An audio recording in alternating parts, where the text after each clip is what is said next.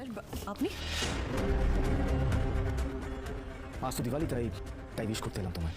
পর্বের শুরুতে দেখা যায় সুদীপা আর রূপা উদ্বিগ্ন মেজাজে আউট হাউসিংয়ে প্রবেশ করছে। এই সময় রূপাও চুপচাপ সুদীপার পাশে থাকছে, আশেপাশের পরিস্থিতি জেনে নিতে চেষ্টা করছে। সুদীপা মনে মনে ভাবছে যে হয়তো মিতামি চৌধুরী তার ওপর অনেক রাগান্বিত, এই কারণে এখন পর্যন্ত কোনো কথাই হয়নি, তাকে একবার অবশ্যই কথা বলতে হবে। তখন সুদীপা আদিত্যকে জিজ্ঞাসা করে, আপনি কি চা খাবেন? আদিত্য খানিকক্ষণ নীরবতা সামলানোর পর বিরক্ত কণ্ঠে বলেন, আমি তো চা খাবো, তাই না? বাড়িতে এতজনের সামনে, বড়দের সামনে, ভাই বোনদের সামনে যেভাবে আপনি আমাকে অপমান করেছেন, ওই পরিস্থিতিতে তো আমার মানসিক অবস্থা চা খেতে রাজি না। আপনি তো পরে আলাদাভাবে বলতে পারতেন, কেন সবাইকে সামনে রেখে এভাবে অপমান করলেন? সুদীপা কিছুটা বিব্রত হয়ে সংকুচিত স্বরে জবাব দেন, আপনি তো এই বাড়ির ছেলে, এই ব্যাপারে হয়তো কেউ আপনার কাছে মুখ খুলত না, আর পরমা তো অন্য বাড়ির মেয়ে, সবাই তো দেখছে কিভাবে তাকে অপমান করা হচ্ছে, তাই আমি তার পক্ষে কথা বলেছি। এই কথায় আদিত্য আরো ক্ষিপ্ত করে বলেন, মেয়েদের তো কোনো দোষ থাকতে পারে না, সব দোষ তো ছেলেদেরই হয়, তাই না? তখন আমি সেখানে কি ভুল করেছিলাম? আমি তো এই পরিবারের সন্তান, যাদের সঙ্গে আমাদের বাগান উঠান খেলার মাঠ দিয়ে বড় হয়েছে, তাদের কিভাবে ঝামেলায় ফেলবো বা কষ্ট দেব? এটা তো একেবারেই সামান্য ব্যাপার। পরমা যদি চায় আমাদের সঙ্গে আর যোগাযোগ থাকতো না, নিজে সবকিছু ভুলে গিয়েও নতুন করে জীবন শুরু করতে পারত, তাহলে কেন আমাদের কাছে ফিরে এসেছে?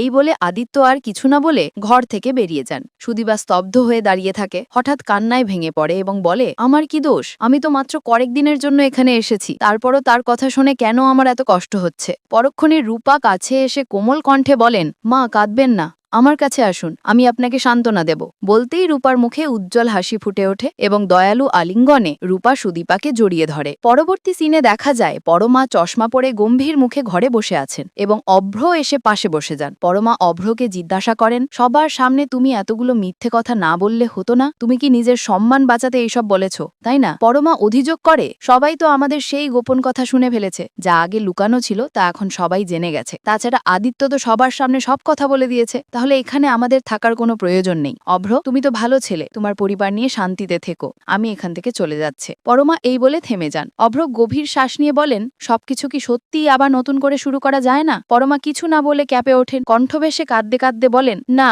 আর কিছুই শুরু করা যাবে না। তখন আমার পক্ষে কোনো উপায় ছিল না, বাধ্য হয়ে আমাকে বিয়ে করতে হয়েছিল। ওর অপরাধের শাস্তি আমাকে নিজে নিতে দিন, আমাকে আর আটকে রেখো না, আমি চলে যাচ্ছি। অভ্র দৃঢ় কণ্ঠে বলেন, তোমার শান্তি আমি নিজ হাতে দেব। হয়তো আমাদের সম্পর্ক আর আগের মতো থাকবে না, তবে আদিত্য আর পরমার সম্পর্ক ঠিক করার জন্য তোমাকে এই বাড়িতেই থাকতে হবে। একবার তাদের সম্পর্ক ঠিক হয়ে গেলে তুমি চলে যেতে পারো, আর কোনো বাধা থাকবে না। পরবর্তী সিনে চৌধুরী বাড়ির উঠানে প্রতাপ বসু ফুল আর মিষ্টি নিয়ে দাঁড়িয়ে আছেন। তিনি রূপাকে দেখে বলেন, তোমাদের মধ্যে নিশ্চয়ই কোনো ঝামেলা হয়েছে, নয়তো কেন একে অপরকে আপনি দেখছো? আমি শুনেছি নবীনপুরের একজন পুলিশ অফিসার একজন ল্যান্ড স্টুডেন্টকে বিয়ে করেছে। সেই ছেলেটির ব্যাপারে আমি জানি না কি ভাব, তবে আমি তো চোখ আঁখি এক করতে পারছি না, ঘুমাচ্ছি না। আমি যাই সুদীপা আমার হয়ে যাক। পরের মুহূর্তে প্রতাপ বসু বাড়ির ভিতরে ঢুকতে চান এবং কাজের মেয়ে ঝুমাকে জিজ্ঞাসা করেন, সুদীপা কোথায়, তাকে একটু ডেকে দেবেন? ঝুমা অস্থির হয়ে জিজ্ঞাসা করে, ভাইজান, আপনি কি ছোট বৌদির কথা বলছেন? এই কথা শুনে গায়ত্রী একেবারে বিস্ময়ে জিজ্ঞেস করেন, আপনি কে ঠিক বুঝতে পারছি না। প্রতাপ বসু পরিচয় দিয়ে বলেন,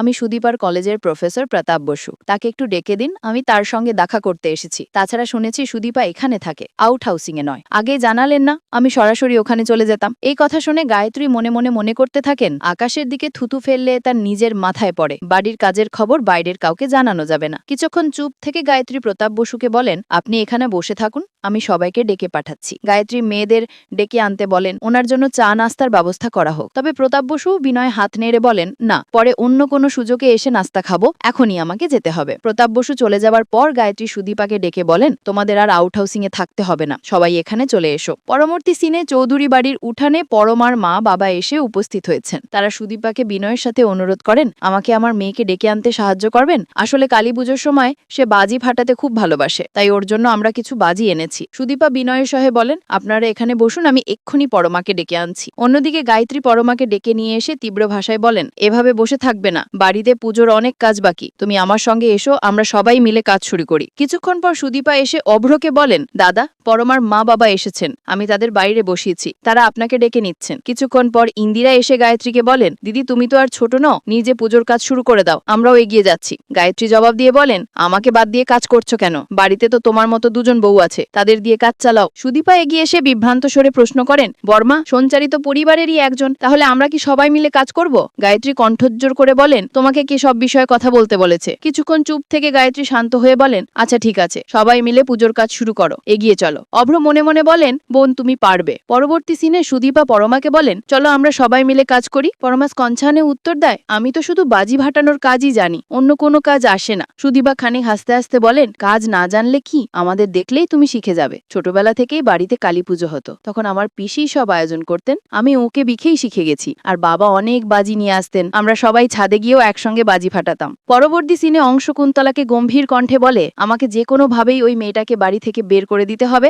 ওকে আমি আর সহ্য করতে পারবো না। কুন্তলা কপট হাসি দিয়ে বলেন, তুমি তো অঘোর পরিবারের সন্তান, তাই পরিবারের সম্মান বাঁচাতে তোমাকে প্রমাণ সংগ্রহ করতে হবে। আমি তোমাকে প্রমাণ সংগ্রহের জন্য অনাথ আশ্রমে নিয়ে যেতে পারি। পরবর্তী সিনে কুন্তলা অংশকে একটি অনাথ আশ্রমে নিয়ে গেছেন এবং সেখানে অনেক টাকা তুলে ধরে বলেন, এই টাকা এখানে কাজে লাগতে পারে। এত সাহায্য দেখে অংশু বিস্ময়ে জিজ্ঞাসা করেন, কিন্তু মা আপনি আমাদের এত সাহায্য কেন করছেন? কুন্তলা কিছু না বলে স্থির হয়ে দাঁড়িয়ে থাকেন। অবশেষে অংশু কণ্ঠ ভেসে কাঁদতে কাঁদতে বলে, মা আমাকে। এদিকে দৃঢ় কণ্ঠে কুন্তলা ঘোষণা করেন, তোমাদের বাড়ির অলক্ষ্মী বিদায়ের সাথে সেই ভগঘুরে মহিলাটাকেও বিদায় করে দিতে হবে। সবশেষে দর্শকদের উদ্দেশ্যে বলা হয়, তো দর্শক আজকের আপডেট এখানেই শেষ হলো। প্রতিদিনের নতুন আপডেট পেতে আমাদের চ্যানেলটি এখনই সাবস্ক্রাইব করুন। এই ছিল আজকের পর্বে সারসংক্ষেপ, পরের পর্বে আবার দেখা হবে।